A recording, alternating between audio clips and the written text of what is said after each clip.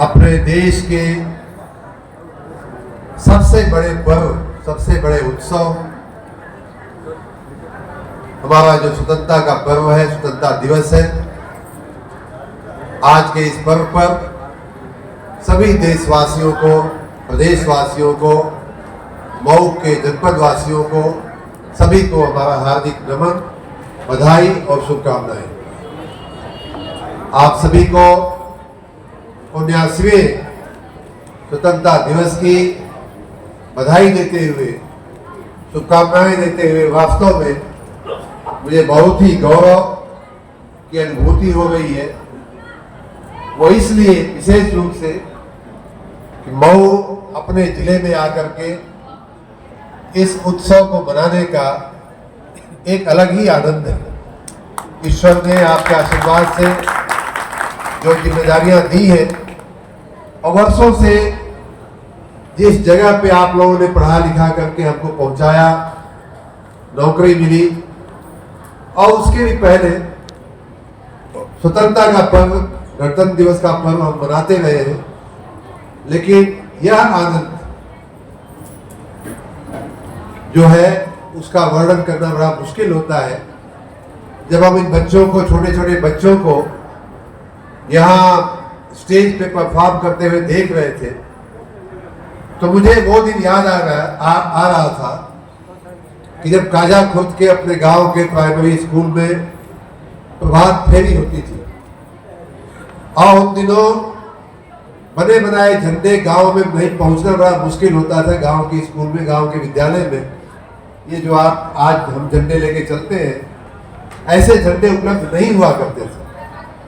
तो बच्चों को सिखाया जाता था, 3, 4, 5 दिन पहले से टीचर लोग बच्चों को झंडा बनाना सिखाते थे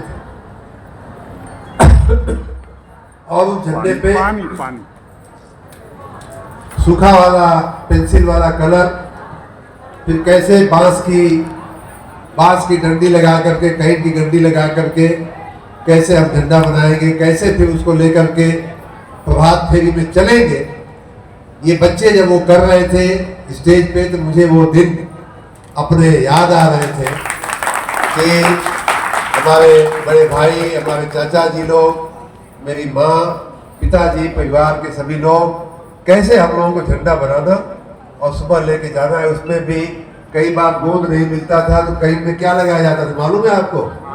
हाँ, चावल। एक बच्ची सही बोली, चावल का मान लगाया जाता था झंडे को कहीं में चिपकाने के लिए। याद है सबको? तो ये दिन मुझे अभी याद आ रहे थे, अपने ही जिले में, अपने ही गांव में, अपने ही काजा खुर्द में वो जो बचपन जीता है, बचपन बीता है, उसकी मुझे याद आ गई।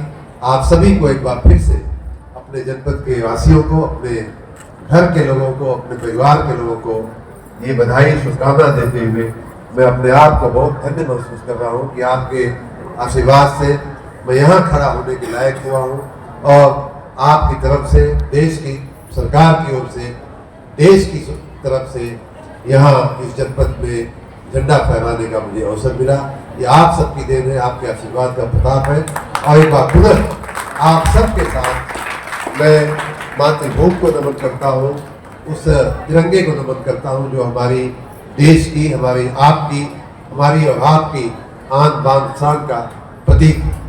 साथ ही हम उन स्वतंत्रता सेनानियों को भी आज के दिन पर नमन करना चाहेंगे जिनकी वजह से, जिनके बलिदान की वजह से, जिनके आहुति की वजह से हम सब आज का ये दिन देख पा रहे हैं। हमने चाचा जी का अभी सम्मान किया, उनके परिवार के माननीय शारदानंदन वर्मा जी के परिवार से कालिका पांडे जी आए हुए हैं और उनका हम लोगों ने सम्मान किया। उसी प्रकार स्वर्गीय सरोखन पांडे जी और स्वर्गीय राम हरक पांडे जी, जैसा मैं समझ पा रहा हूँ शायद ये दोनों लोग एक ही परिवार के स्वतंत्रता सेनानी थे। उनके भी पौत्र सत्येंद्र पांडे जी को हम लोगों ने अभी सम्मानित किया। उनको फिर उसी प्रकार स्वर्गीय शमशेर अहमद जी के पौत्र मिराज अहमद जी कहीं यहीं बैठे होंगे, जरा खड़े हो जाए तो सब लोग देखें आपको, सबको, सब लोग ताली बजाइए। चाचा जी अगर आप भी अगर दर्शन दे देंगे तो अच्छा रहेगा। जनता आपको सम्मानित, सब लोग इन स्वतंत्रता सेनानियों के सम्मान में आप सभी लोग खड़े हुए हैं, ताली बजा करके उनका सम्मान करिए। तो उनकी वजह से हमें ये दिन, ये स्वच्छंद हवा, ये स्वच्छंद पानी, अपने देश की स्वतंत्र आबो हवा में हम लोग सांस ले पा रहे हैं, ये इनके बलिदान का परिणाम है।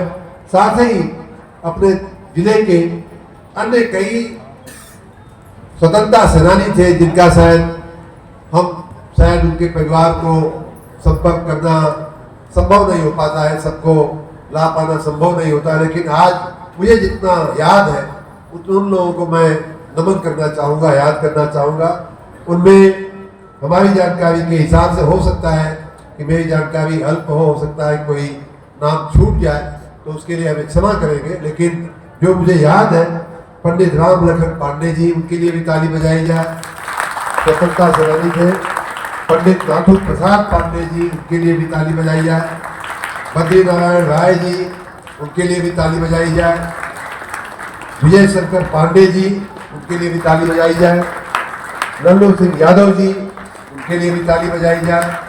और पंडित अलगू राय शास्त्री जी, उनके लिए भी, ये सभी लोगों का बलिदान है, ये सभी लोगों का योगदान है कि आज हमारा देश स्वतंत्र हुआ है। अभी हम यहाँ का ये कार्यक्रम पूरा करने के बाद दो ऐसी हमारे जिले की विभूतियों के स्थान पर जाकर के उनको श्रद्धा सुमन हम अर्पित करेंगे।